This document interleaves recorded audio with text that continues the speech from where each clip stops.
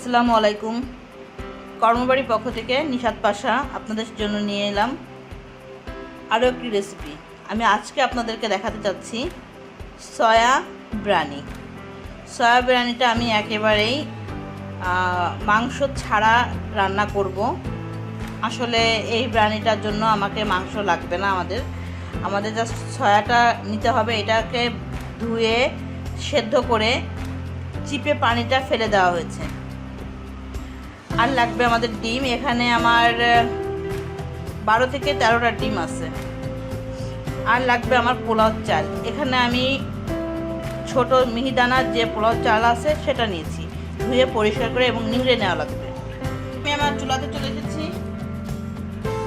আমি এটা গরম হয়ে এসেছে। আমি এখন এটাতে আমার তেলটা ইউজ করছি। তেলটা দিয়ে দিলাম। আমি এখানে মশলাটাকে ভেজে নিব। আদা বাটা, রসুন বাটা, জিরে বাটা, ধনে বাটা এবং গোলমরিচ আর গরম মশলা বাটাটা দিয়ে আমি এটাকে এখন ভেজে নিচ্ছি। একটু লবণ দিয়েছি এর ভেতরে। ভাজা অবস্থাতে আমি এখানে আমার যে সয়াবিনটা রেখেছিলাম সে সয়াবিনটা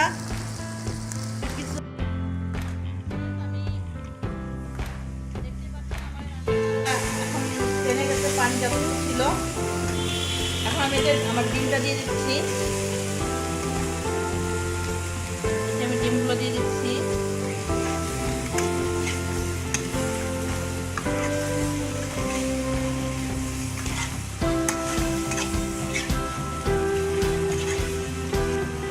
সেটা আমার রেডি হয়ে গেছে। এখন এটাকে নামিয়ে আমি আমার চালটাকে দিয়ে দিব। তারপর চালটাকে একটু ভাজবো। দারচিনি দিয়ে দিলাম আর এলাচ দিয়ে দিলাম। ভেজে নিব। আমি কিন্তু যে হাঁড়িটাতে সয়াবিন রান্না করেছিলাম সেই হাঁড়িটাতে আবার এটাকে দিয়ে দিলাম। এতে করে আমার এটার টেস্টটা ভালো থাকবে। আমি কিন্তু এখানে কোনো টক দই বা কোনোরকম কোনো দই জাতীয় বা দুধ জাতীয় কোনো কিছু ইউজ করি নাই। গরম মশলা দিয়ে দিচ্ছি, বাটাটা আদা বাটাটা দিয়ে দিচ্ছি আর জিরে বাটাটা দিয়ে দিলাম। সবই হালকা পরিমাণের।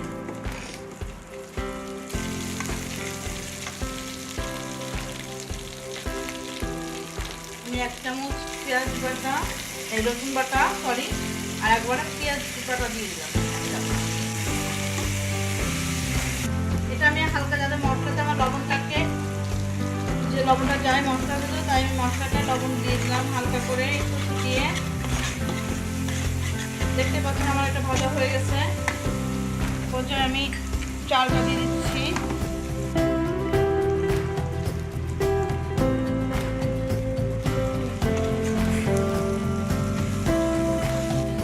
মিশিয়ে নিলেই হবে। এটাতে কিন্তু আমি কোনো কেওড়া জল বলেন বা কোনো রকম দুধ বা দই এগুলো কোনো কিছু আমি ইউজ করি না। এটা জাস্ট আমি একেবারে সাদা মাটা করে রান্নাটা করব। পানিটা রেখেছিলাম রান্নার জন্য দেবো বলে, সেটা দিয়ে দিচ্ছি এখন। এখন আমার এক জগ মতো পানি ছিল।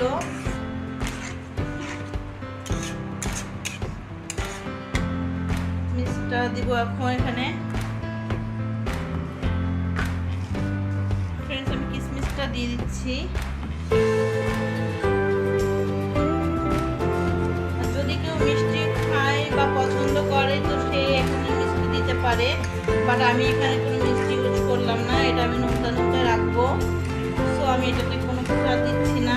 জাস্ট আমি যে রান্নাটা সয়াবিনটা রান্না করে রাখছিলাম ওটা এখন একটু এর ভিতরে আমি ঢেলে মিশিয়ে দিব। কারণ এটা আমি এখানে আমি 5-6টা কাঁচামরিচ দিয়ে দিলাম।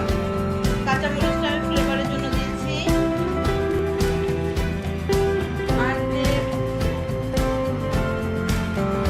সয়াবিনটা আমি রান্না করে রেখেছিলাম সেটা আমি এখানে মিশিয়ে দিলাম।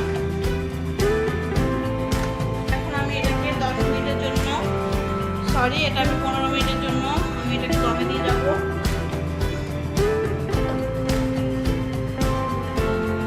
চাপা ঢাকা দিয়ে দিয়েছি। 10 মিনিট পরে ফিরে আসছি। 15 মিনিট পরে ফিরে আসলাম। দেখি আমার রান্নার এখন কি অবস্থা। মাশাআল্লাহ আমার এটা হয়ে গেছে। আমি এখানে ঘি দিয়ে দেব।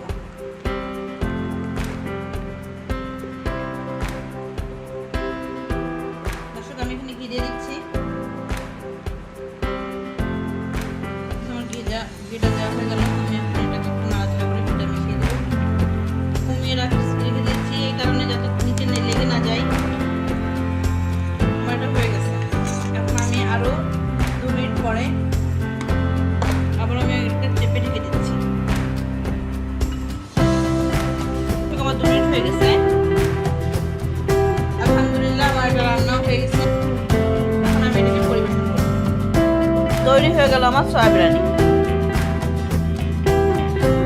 আমার আজকের রেসিপিটা আশা করছি সবাই বাসায় ট্রাই করবেন।